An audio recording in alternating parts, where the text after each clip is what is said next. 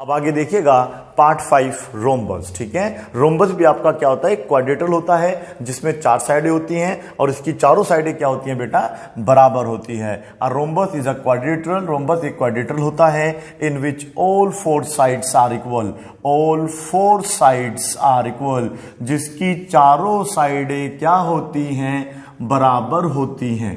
समझ में आ गया बेटा। तो रोम्बस कैसा होता है आप लोगों का देखिएगा, इस तरीके से आपको लाइनें लेनी होगी और फिर लोगों इनको ज्वाइन कर देना होगा। ठीक है, इस तरीके से। तो ये जो फिगर आपका बना है ये बना है रोम्बस। यदि ये लेंथ 5 सेंटीमीटर है तो फिर ये भी 5 सेंटीमीटर होगी, 5 सेंटीमीटर होगी और 5 सेंटीमीटर होगी। ध्यान रखना, ठीक है बेटा। स्क्वायर में और रोम्बस में इतना सा अंतर आप समझ लीजिएगा कि ये आपका स्क्वायर होता है, इसमें जो एंगल बनते हैं दो एडजेसेंट साइडों के बीच में वो हमेशा 90 डिग्री के होते हैं। इसमें एंगल तो 90 से कम होगा या फिर 90 से ज्यादा होगा, याद रखना है। ठीक है, अपोजिट साइड्स आर पैरेलल। ठीक है, अपोजिट साइडें जो होती हैं रोम्बस की वो पैरेलल होती हैं। आगे देखिएगा, diagonal of a rhombus bisect each other at right angle. जो रोम्बस के डायगोनल्स होते हैं वो एक दूसरे को राइट एंगल पर क्या करते हैं बेटा, बाइसेक्ट करते हैं। क्या करते हैं, राइट एंगल पे बाइसेक्ट करते हैं। इस तरीके से आप इसे ज्वाइन करेंगे, इसको इस तरीके से ज्वाइन करेंगे तो यहां पर जो एंगल बनेगा वो 90 डिग्री का बनेगा, याद रखना है। इससे बेस एक क्वेश्चन आपको जरूर मिलता है एग्जाम में। ठीक है, चलिएगा तो फिर से एक बार फिर से बात करते हैं कि आज हम पढ़ रहे हैं रोम्बस। क्या पढ़ रहे हैं, रोम्बस। ठीक है, इस तरीके से आप पहला आप ऐसा कर लीजिएगा, इस तरीके से 2 लाइन खींच लीजिएगा और इस तरीके से इसको मिला दीजिएगा। ठीक है, और इसको इस तरीके से मिला दीजिएगा तो ये जो फिगर आपका बन के आएगा इसको हम बोलेंगे बेटा रोम्बस। समझ में आ गया आप लोगों को। और रोम्बस में चारों साइडें जो होती हैं वो इक्वल मेजर की होती हैं। मींस अगर ये 10 सेंटीमीटर है तो फिर ये सारी की सारी साइडें जो होंगी 10 सेंटीमीटर होंगी। ठीक है, और एक हमने बताया इसके जो डायगोनल्स होते हैं, ये इसका जो डायगोनल है ये वाला है ना बेटा, और ये वाला जो इसका डायगोनल है ये एक दूसरे को 90 डिग्री पर क्या करते हैं, बाइसेक्ट करते हैं। बाइसेक्ट का मतलब होता है 2 बराबर भागों में बांटते हैं। अगर इस पॉइंट को मैं O बोलता हूं तो फिर OA बराबर हो जाएगा OC के। ठीक है बेटा, हम लिख सकते हैं OA बराबर होगा OC के एंड, और बताइएगा OB किसके बराबर हो जाएगा, OB बराबर हो जाएगा किसके बेटा, OD के। OB बराबर होगा OD के। समझ में आ गया इतना। आगे देखिएगा, और OA किसके बराबर बताया मैंने आप लोगों को, OC के बराबर बताया। ठीक है, चलिए, और एंगल कितने डिग्री का बन रहा है, 90 डिग्री का। तो आप ये भी लिख देंगे कि एंगल जो हमारा AOB होगा वो बराबर होगा BOC के। और बताइएगा 4 एंगल बन रहे होंगे बेटा, एक एंगल ये है, एक यहां पर, एक यहां पे, एक यहां पर, एक BOC, एक है COD और एक है DOA या AOD। समझ में आ गया बेटा। एक एंगल आपका कौन सा बन रहा होगा, COD, और बराबर बन रहा होगा किसके बेटा, AOD के। और ये सारे के सारे एंगल बराबर होंगे 90 डिग्री के। किसके बराबर होंगे बेटा, 90 डिग्री के। मींस यहां पर जो एंगल बनेगा वो 90 डिग्री का बनेगा। और ये याद रखना है, जब भी 90 डिग्री बनता है तो वहां पर पाइथागोरस थ्योरम अप्लाई हो सकती है यदि हमें उनकी साइड निकालनी हो। ठीक है बेटा, तो आप देखिएगा हमें ये वाला जो है, देखिएगा ये लेंथ दे रखी होंगी, ये डायगोनल्स की लेंथ दी होंगी, ये लेंथ और ये लेंथ दी होगी, आपको ये लेंथ निकालनी होगी। ये लेंथ फिलहाल यहां पर क्या बन जाएगी, इसकी साइड बन जाएगी। मींस अगर हमें डायगोनल मतलब रोम्बस के डायगोनल दे रखे हो और उसकी साइड पूछी गई हो तो हमें पाइथागोरस थ्योरम का यूज करके उसकी साइड निकालनी होगी। ठीक है, मैं फिर भी यहां पे लिख देता हूं। अगर ये हमारा थोड़ी देर के लिए सपोज करिएगा ये O है और ये AB है, ये AB है, तो हमारा जो AB का स्क्वायर होगा, AB का जो स्क्वायर होगा वो हमेशा बराबर होगा OA का स्क्वायर प्लस OB का स्क्वायर। ठीक है बेटा, अगर आपको पाइथागोरस पता है तो आपको इजीली समझ में आ गया होगा। अगर पाइथागोरस नहीं पता है तो आगे डिस्कस करेंगे, जब पार्ट नंबर 10 के आगे पढ़ेंगे तो आपको समझ में आएगा कि पाइथागोरस क्या होता है। ठीक है, चलिएगा आगे देखिए, इसमें हमारे पास क्या है। अब मुझे बताइएगा पेरीमीटर ऑफ रोम्बस क्या होता है। ठीक है, पेरीमीटर ऑफ रोम्बस जो होता है वो आपको ये निकालना कि टोटल जो इसकी बाउंड्री की लेंथ है वो कितनी है। तो बताइएगा perimeter of rhombus, perimeter of rhombus कितना होता है, पेरीमीटर ऑफ रोम्बस बता दीजिएगा। पेरीमीटर ऑफ रोम्बस जो होता है बेटा वो होता है 4 इंटू साइड, क्योंकि चारों साइड इसकी बराबर होती हैं तो हम यहां पर लिख देंगे 4 इंटू साइड। क्या लिख देंगे बेटा? बराबर 4 इंटू साइड। क्लियर हुआ? और रोम्बस का जो एरिया है वो दो प्रकार से निकाला जाता है। एरिया ऑफ रोम्बस जब हमें क्या दिए हो? डायगोनल्स दिए हो। जब डायगोनल देता है तो ध्यान रखना है 1/2 d1 इंटू d2 हमें करना होता है। ठीक है, d1 बोले तो पहले वाला डायगोनल और d2 बोले तो दूसरे वाला डायगोनल, या फिर रोम्बस की उसकी तरह पैरेललोग्राम की तरह ही आप लोगों को गिवन है। तो देखिएगा, तो फिर हम लोगों ने पढ़ा था पैरेललोग्राम में कि हम लोग जो है अल्टीट्यूड निकाल लिया करते थे। भाई दो पैरेलल के बीच में कितना डिस्टेंस आ रहा है, तो ऐसे एक अल्टीट्यूड डाल देंगे, तो फिर हमें ये वाली लाइन चाहिए और फिर जिस पे अल्टीट्यूड डला होगा वो वाली लाइन चाहिए, तो उन दोनों की भी मल्टीप्लाई कर सकते हैं। समझ में आ रहा है? तो एरिया ऑफ रोम्बस इस प्रकार से भी निकल सकता है। एरिया ऑफ रोम्बस, रोम्बस एक क्वाड्रिलेटरल होता है जिसमें चारों साइडें क्या होती हैं? बराबर होती हैं और उसके डायगोनल एक दूसरे को 90 डिग्री पर बाइसेक्ट करते हैं। इतना आपको हमेशा ध्यान रखना है। तो एरिया ऑफ रोम्बस हम निकाल सकते हैं b इंटू एच से। b मीन्स हो जाएगा यहां पर ये वाला बेस और h हो जाएगा इसका अल्टीट्यूड। ठीक है, इसमें हम लोग 4 अल्टीट्यूड डाल सकते हैं। देखिएगा, एक ये केस हो गया, एक ये केस हो सकता है कि यहां पर मैं अल्टीट्यूड डाल दूं इस तरीके से, ये वाला अल्टीट्यूड डाल सकता हूं। तो जब मुझे ये लेंथ पता होगी तो फिर मुझे ये वाली साइड चाहिए होगी। समझ में आ गया बेटा आप लोगों को? अगर मैं अल्टीट्यूड ऐसे डालता हूं तो फिर मुझे ये वाली लेंथ की मल्टीप्लाई, ये h है, ये मेरा फिर b बन जाएगा, तो फिर मुझे इन दोनों की मल्टीप्लाई करनी है। ये छोटी छोटी बातें आपको ध्यान रखनी है। ठीक है, पहले आप इन्हें नोट करिएगा, अब आगे कुछ क्वेश्चन सोल्व करेंगे। देखिए क्वेश्चन नंबर 1 क्या कहता है? Find the area of a rhombus whose diagonals are 12 metre and 10 metre. हमें एक रोम्बस का एरिया निकालना है। ये हमारा सपोज करिए क्या हो गया बेटा? एक रोम्बस हो गया है। इस तरीके से हमने क्या बनाया? एक रोम्बस बनाया। अब देखिए, इसका एरिया दो तरीके से निकाल सकते हैं। एक तरीका तो ये कि हमें डायगोनल 1 दिया हो और डायगोनल 2 दिया हो। ठीक है बेटा, तो इन दोनों का मल्टीप्लाई करके हाफ कर लेते हैं। ठीक है, देखिएगा क्या फॉर्मूला था? Area of a rhombus, area of a rhombus का फॉर्मूला जो हमने आपको बताया था थोड़ी देर पहले, वो लिखा था 1/2 इंटू d1 इंटू d2। ठीक है बेटा, यहां पर 1/2 रहेगा। मींस क्वेश्चन में साफ साफ क्लियर होगा कि डायगोनल्स आपको गिवन है, ये 12 मीटर है, ये 10 मीटर है, तो यहां पर क्या आ जाएगा? आपका 12 मीटर आ जाएगा, यहां पर आ जाएगा 10 मीटर। पहले यहां पे मेंशन कर लेते हैं 12 मीटर एंड 10 मीटर, उसके बाद जो है उन वैल्यूज को यहां पर पुट कर देंगे। ठीक है बेटा, पुट करने के बाद इसको क्या करेंगे? अब सिंप्लीफाई करेंगे और देखेंगे कि इसका आंसर क्या आएगा। ये इससे कैंसिल हो जाएगा, 2 से 6 टाइम्स आपका जो आंसर आएगा वो 60 मीटर स्क्वायर आएगा, क्योंकि जो एरिया का यूनिट होता है वो मीटर स्क्वायर होता है या फिर सेंटीमीटर स्क्वायर होता है। ठीक है, ये तो हुआ क्वेश्चन नंबर 1। क्वेश्चन नंबर 2 क्या कहता है? देखिएगा, find the area and perimeter of a rhombus. हमें रोम्बस का एरिया भी निकालना है, पेरीमीटर भी निकालना है। ठीक है, एरिया निकालने का एक तरीका तो बेटा देखो ये था, लेकिन ये जब लगेगा जब आपको दोनों डायगोनल्स दिए हुए हों। क्या इस क्वेश्चन में डायगोनल दिए हुए हैं? पढ़ लेते हैं। Of a rhombus if it's each side, हमें साइड दे दी है 20 metre and altitude is 12 metre, यानी कि हम लोगों को यहां पर जो है साइड के अलावा डायगोनल्स नहीं दिए हुए हैं। मींस यहां पर ये वाला जो फॉर्मूला है लागू नहीं होगा।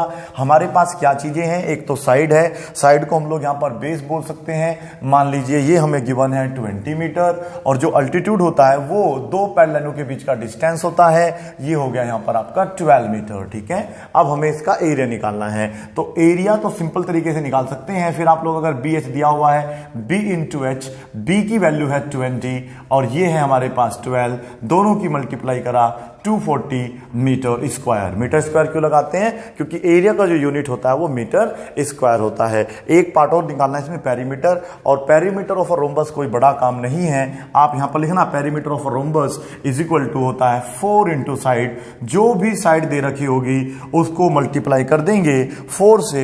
साइड यहां पर देखिएगा, देखो ईच साइड का मतलब होता है प्रत्येक जो उसकी साइड की लेंथ है वो 20 मीटर है।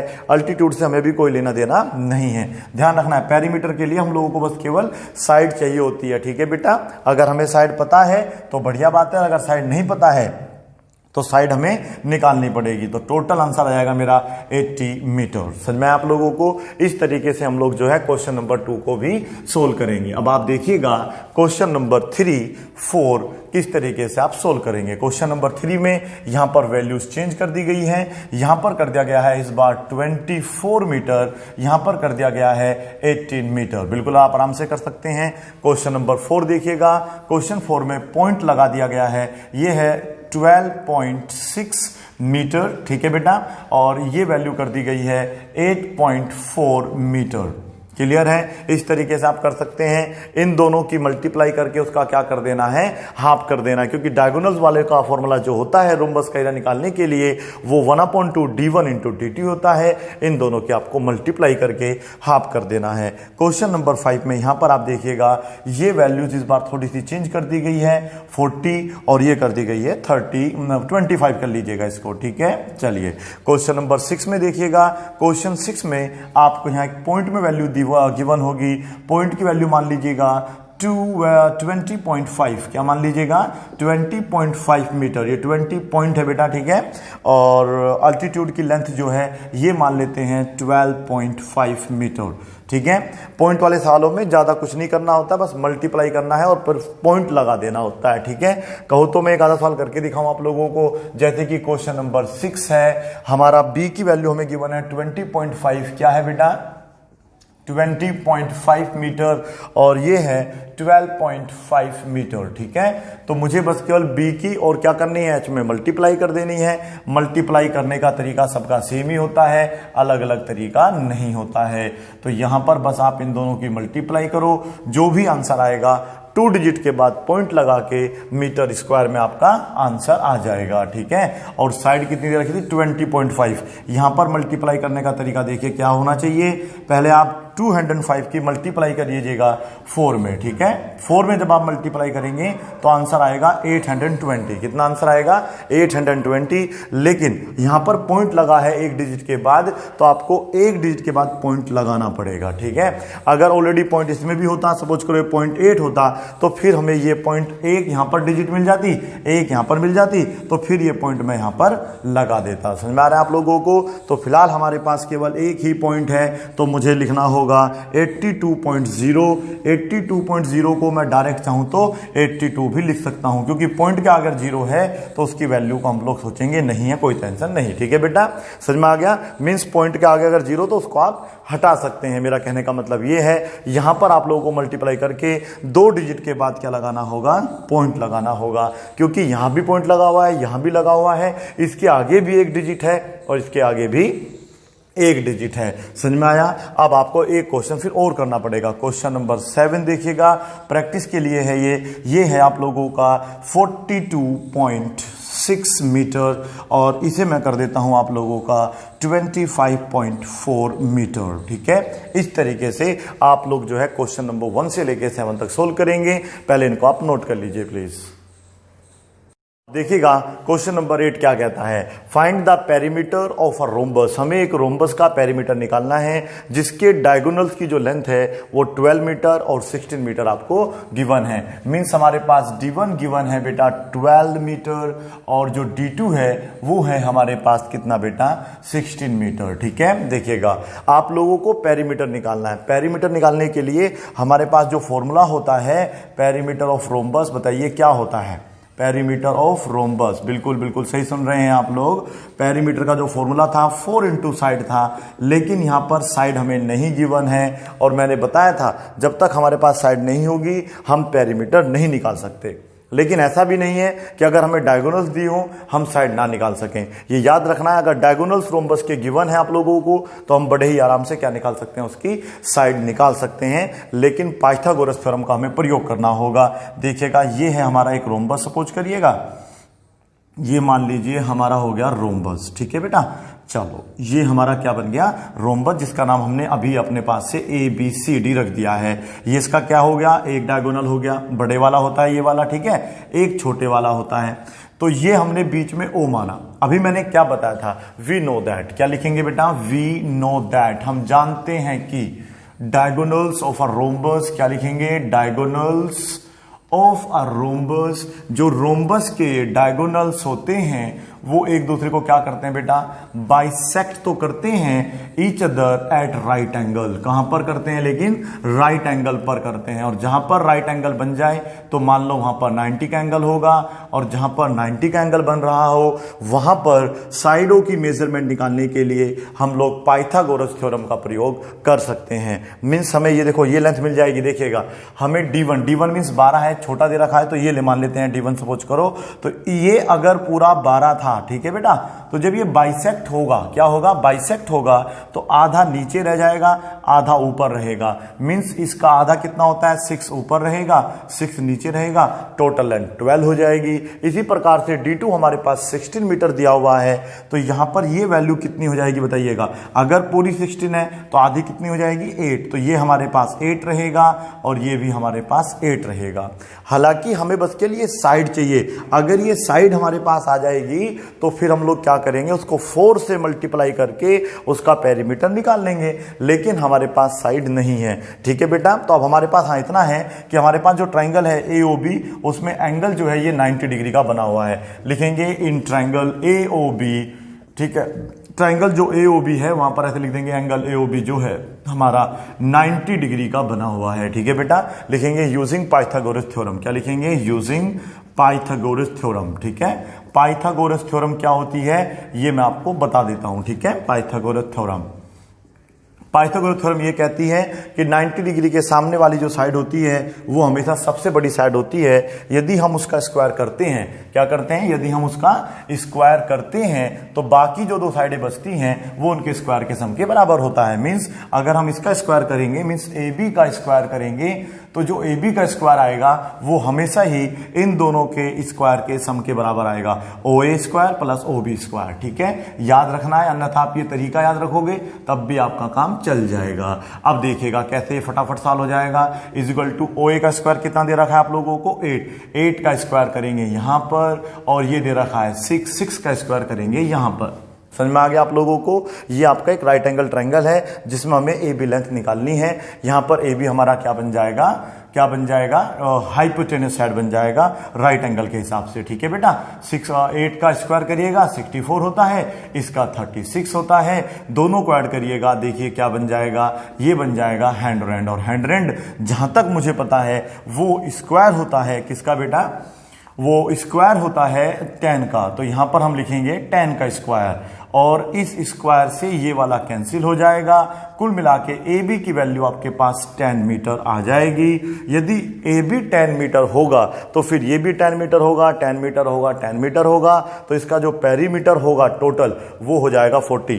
10 10 10 10 40 हो गया ना बेटा। या फिर हम लोग क्या करेंगे, 4 इंटू साइड करके यहां पर 10 लिख देंगे और वैल्यू हमारी आ जाएगी 40 मीटर। ठीक है, समझ में आया। इस तरीके से आप लोग डायगोनल्स वाले सवाल करते हैं। क्वेश्चन नंबर 9 और 10 आपको खुद सोल्व करना है। यहां पर आपको गिवन है, सिंपल सॉल्व करेंगे इसको। ये दे रखा है 6, या पहले इसको 8 कर लीजिएगा, और ये दे रखा है आप लोगों को 6। ठीक है, करिएगा। आगे देखिएगा, अगला क्वेश्चन है आप लोगों का, ये दे रखा है 30 और ये दे रखा है 16। ठीक है, इस तरीके से आप डायगोनल्स वाले क्वेश्चन भी सॉल्व कर सकते हैं। ठीक है, पहले आप इनको नोट कर लीजिएगा। आगे देखिएगा, क्वेश्चन नंबर 11 में आप लोगों को फिगर गिवन है, फाइंड x एंड y। हमें जो है इस x की और इस y की वैल्यू निकालनी है। If ABCD is a rhombus, यदि ABCD आपका रोम्बस है तो हमें जो है इस वाले x की और इस वाले y की वैल्यू निकालनी है। और आप देखिएगा ये हमारे क्या बन रहे हैं बेटा, डायगोनल्स बन रहे हैं। डायगोनल के बारे में मैंने अभी थोड़ी देर पहले आपको एक बात बताई थी। क्या बताई थी, वी नो दैट, हम जानते हैं कि, क्या जानते हैं बेटा, diagonals of a rhombus, diagonals of a rhombus, diagonals of a rhombus क्या करते हैं बेटा, bisect each other at right angle. ठीक है, डायगोनल्स ऑफ अ रोम्बस, यहां पर रोम्बस आएगा, फिर आएगा bisect each other at right angle, bisect each other at right angle, एक दूसरे को जो है राइट एंगल पर क्या करते हैं, बाइसेक्ट करते हैं। ठीक है बेटा, राइट एंगल की तो हमें जरूरत है नहीं, यहाँ पे राइट एंगल की जरूरत जब पड़ती है जब हमें साइड निकालनी हो, ये साइड नहीं निकालना हम लोगों को बस के लिए एक्स और वाई निकालना है। ठीक है बेटा, तो हमें ये कंफर्म है कि ये जो पूरी लेंथ है आपकी AC, ये आधी आधी है ना बेटा, तो OA बराबर हो जाएगा किसके बेटा, OC के। तो आप लिख देना यहाँ पर देयरफॉर, इस तरीके से बना देना, देयरफॉर हमारा जो OA होगा वो OC के बराबर होगा नहीं होगा। OA की वैल्यू कितनी है, x प्लस 8। ठीक है बेटा, ये मेरा इस प्रकार से मैं x बनाता हूं, ये मेरा 8 हो जाएगा और ये है हमारा 20। ठीक है, ये इधर जाके कैसा हो जाएगा, माइनस का, और आपका इस तरीके से वैल्यू निकल जाएगा। इस टाइप के भी कुछ क्वेश्चन आप लोग कर सकते हैं रोम्बस में, और पैरेललोग्राम में भी इस टाइप के क्वेश्चन आते हैं। ठीक है, ऐसे एक पैरेललोग्राम दे देगा तो वहां पर भी जो उसके डायगोनल्स होते हैं वो एक दूसरे को बाइसेक्ट करते हैं, लेकिन राइट एंगल पर नहीं करते हैं। ठीक है, ये याद रखना है। लेकिन हमें केवल बाइसेक्ट से ही ये क्वेश्चन हो जाएंगे, राइट एंगल से इसमें कोई हमारा लेना देना नहीं रहेगा। तो अगर ये पैरेललोग्राम भी बना देगा तब भी सेम तरीके से हम उस क्वेश्चन में एक्स वाई की वैल्यू निकाल सकते थे। और y-2 जो होगा वो किसके बराबर हो जाएगा, वो हो जाएगा बेटा 6 के बराबर हो जाएगा। अब आपका ये इधर चला के कैसे हो जाएगा, प्लस का, तो टोटल आंसर आ जाएगा आपका 8। ठीक है, क्वेश्चन नंबर 12 देखिएगा। क्वेश्चन नंबर 12 में क्या है, इस बार थोड़ी सी वैल्यूज बस यहाँ पे चेंज कर देते हैं, यहां पर कर देते हैं 2x और ये 20 रहने देते हैं। जब यहाँ पे 2x होगा इक्वल टू 20 होगा तो बेटा ये इससे क्या हो जाएगा, डिवाइड हो जाएगा और आपका आंसर आ जाएगा। यहाँ पर हम x प्लस 2 कर देते हैं और यहाँ पर कर देते हैं 8। देखना क्या इसका आंसर आएगा, फिर आप मुझे बताएंगे। ठीक है, चलिएगा क्वेश्चन नंबर 13 देखिए। क्वेश्चन से बहुत सारे हो सकते हैं, फाइंड x एंड y, इस तरीके से वो आपको दे सकता है। ये रोम्बस दे दिया, एंगल टाइप पे भी दे सकता है जब एंगल्स होते हैं। ठीक है बेटा, ये हमारा रोम्बस बन गया है और ये एंगल्स होते हैं। ठीक है, ये वैल्यू दे रखी है हमें x। ठीक है, ये हमें गिवन है सपोज करो 100 और ये हमें गिवन है y, बस इतना गिवन है। और आपसे पूछा गया है कि आप जो है बताइएगा क्या वैल्यू है x एंड y की। तो एंगल्स के रूप में क्या करना है, एंगल्स में भी ध्यान रखना है, जो प्रॉपर्टीज आप लोगों ने पैरेललोग्राम की पढ़ी है वही सेम बेटा इसमें भी यूज हो जाएंगी। किसके, जो कॉन्जिक्यूटिव दो एंगलों का सम होता है वो भी 180 डिग्री होता है। यदि हम x में क्या जोड़ेंगे बेटा, सॉरी, अगर हम a एंगल b एंगल में ऐड करेंगे तो टोटल हो जाएगा आप लोगों का वो कितना, 180 डिग्री। लेकिन लिखना पड़ेगा हम लोगों को, पहले स्टेटमेंट लिखनी पड़ती है। क्यों ऐसा आपने करा, तो लिख देंगे वी नो दैट, जैसा कि हम जानते हैं कि द सम ऑफ क्या लिख सकते हैं, टू एडजेसेंट एंगल बोल देते हैं इनको, टू एडजेसेंट एंगल्स या consecutive angles, the sum of two adjacent angles of a rhombus is 180 degree. ठीक है बेटा, इज 180 डिग्री। समझ में आ रहा है आप लोगों को, 180 डिग्री आंसर होता है अगर हम इन दोनों को ऐड करेंगे। मींस यदि हम एंगल ए को और एंगल बी को ऐड करें तो हमारा जो टोटल वैल्यू होगा वो 180 डिग्री होगा। अब उसने कहा कि x हमारे पास पता नहीं है, ये अननोन वैल्यू मानी जाती है, और 100 तो आपको गिवन है। मींस 180 रुपए में से 100 रुपए आपके खर्च हो गए, 100 एक व्यक्ति लेके चला गया, तो बताओ दूसरे वाले के पास कितने बचे, तो 80 बचेंगे, क्योंकि इधर जाके माइनस का हो जाएगा और ये x की वैल्यू आ जाएगी 180 माइनस 100 और x की वैल्यू आ जाएगी आपकी 80 डिग्री। समझ में आप लोगों को। और जहां तक y निकालना है तो पैरेललोग्राम में आपने पढ़ा था कि opposite angle of a parallelogram are equal. इसी प्रकार से रोम्बस के भी जो अपोजिट एंगल होते हैं वो बराबर होते हैं। ठीक है बेटा, तो लिख देना सिंस, इस तरीके से लिख देना अपोजिट एंगल्स, मैं यहां पे एंगल्स लिख देता हूं पूरा, angles of a rhombus are equal. ठीक है बेटा, ऑफ अ रोम्बस, जो रोम्बस के अपोजिट एंगल्स होते हैं वो इक्वल होते हैं, आर इक्वल। तो इस तरीके से आप क्या लिख सकते हैं कि जो हमारा एंगल बी होगा वो एंगल डी के बराबर होगा। एंगल बी पर 100 लिखा हुआ है, ये y लिखा हुआ है, मींस हमारा जो 100 इज इक्वल टू y, या यूं कह लीजिएगा y हमारा कितना आ जाएगा, 100 डिग्री आ जाएगा। समझ में आ रहा है आप लोगों को। इस तरीके से एंगल पर बेस्ड भी आप क्वेश्चन कर सकते हैं। ठीक है, यहां पर क्वेश्चन नंबर 14 आप देख रहे हैं। क्वेश्चन 14 में यहां पर केवल बस मैंने क्या कर दिया है, 110 कर दिया है, यहां पर मैंने सेम छोड़ दिया है और ये y है। ठीक है, बिल्कुल इसी तरीके से आप इस क्वेश्चन को करके देखेंगे क्या आपका आंसर आएगा या नहीं आएगा। क्वेश्चन नंबर 15 देखिएगा, थोड़ा सा इसमें हल्का सा चेंज कर लेते हैं। इसमें बस केवल हमें find the value of x, the value of x बस केवल x की वैल्यू निकालनी है और x हमारा इस फॉर्म में दिया हुआ है 2x माइनस 10 और ये दिया हुआ है आप लोगों को सपोज करो 110 ही। तो फिर बताइएगा इस x की वैल्यू यहाँ पर क्या रखें। तो इसमें क्या करना है, द सेम वे, बिल्कुल सेम इस तरीके से करेंगे। ये तरीका रहेगा, पहले स्टेटमेंट लिखेंगे कि हमारा जो एडजेसेंट एंगलों का सम होता है रोम्बस में वो हमेशा 180 डिग्री होता है। इनको हम लोग एडजेसेंट एंगल का सम भी बोल देते हैं, 2 कंसेक्यूटिव एंगल्स भी बोल देते हैं। एंगल ए की वैल्यू है आपके पास 2x माइनस 10 प्लस ये आपको दी1 है 110 मतलब 110 डिग्री और ये हो जाएगा आपका 180 डिग्री। ठीक है, अब आप क्या करेंगे, इधर जाके थे माइनस कर देंगे। अब पहले इनको दोनों को सोल्व कर लीजिए। पहले यहाँ पे देखिएगा ये है 110 डिग्री, ये है 10 डिग्री, तो इसे आप जब सोल्व करेंगे तो कितना आंसर आएगा आपका 100 आएगा। यहाँ पे डिग्री आप चाहे लगा सकते हैं, तो कुल मिला के 100 प्लस का रहेगा इक्वल टू रहेगा आपका 180। ठीक है, देखिएगा ये 10 इसमें से कैंसिल होने पर 100 डिग्री बचेगा, उधर जाके माइनस हो जाएगा तो आप देखेंगे कि हमारे पास कुल 80 बचेगा। और यहां पर आप देखें अगर ध्यान से तो ये इससे कैंसिल हो गए, x की वैल्यू हमारे पास कितनी आ जाएगी 40 डिग्री आ जाएगी। ठीक है बेटा, हमें केवल x की वैल्यू निकालनी थी, ये 40 डिग्री है। ठीक है, x की वैल्यू जो आई है वो कितनी आई है 40 डिग्री, ध्यान रखना है। अगर हम अब चाहते हैं कि हमें एंगल ए की वैल्यू निकालना है तो एंगल ए की वैल्यू भी हम लोग निकाल सकते हैं, क्योंकि यहां पर 80 आ जाएगा, 80 टू जा मतलब 40 आ जाएगा, 40 की मल्टीप्लाई 2 में करेंगे तो 80 और 10 उसमें सब्ट्रैक्ट करेंगे तो आंसर आ जाएगा आपका 70 डिग्री। या फिर एक तरीका और है, अगर हमारा एंगल ए ही निकालना था तो एंगल बी तो हमारे पास ऑलरेडी 110 दिया ही हुआ था,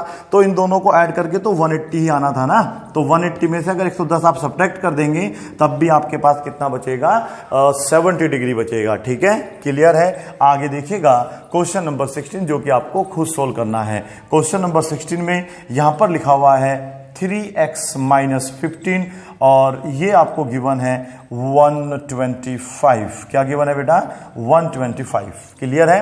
अब आप लोग जो है इन दोनों को सोल्व करके इसका आंसर लेकर आएंगे। क्या आंसर आएगा ये मुझे आप बताएंगे। पहले मैं इसको सोल्व कर लेता हूं, क्या इसका आंसर आएगा या नहीं आएगा। इसमें बचेगा 110, तो इसको आप ऐसा करो -5 करो 20 और 120 उधर जाके आपका सब्ट्रैक्ट होगा 60, फिर आपका आंसर आ जाएगा। ठीक है, इसका आंसर आप मुझे कमेंट बॉक्स में लिखकर जरूर भेजेंगे। मुझे उम्मीद है कि पार्ट 5 रोम्बस अब आपको अच्छी तरीके से समझ में आ गया होगा। Thank you so much for watching this video. Bye bye and take care.